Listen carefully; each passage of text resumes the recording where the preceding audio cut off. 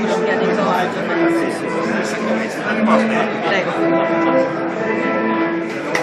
L'Eneco Popolare è una proposta che facciamo ai moderati, al centrodestra del Veneto, dell'Italia tutta, di costruire insieme il percorso che può essere l'alternativa della sinistra al partito.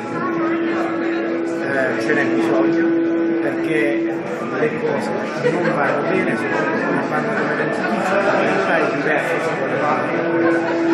è una realtà di sofferenza, di disagio, gente la come ogni giorno, come fanno da questo governo, sono ormai prossimi da un mondo. Per questo dobbiamo cambiare con esperienze di governo positivo come quella della Baviera, come costruire nella realtà un'opportunità per la nostra gente, per le nostre famiglie, per le nostre famiglie. Si vede questa opportunità secondo lei?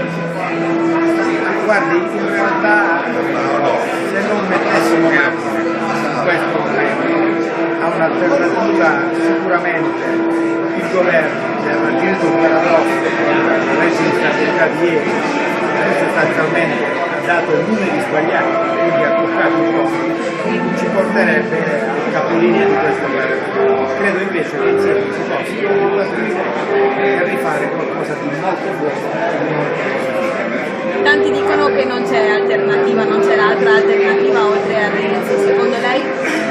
Guardi, io non so se non c'è l'alternativa a Renzi, ma Renzi non è un'alternativa a nessuno.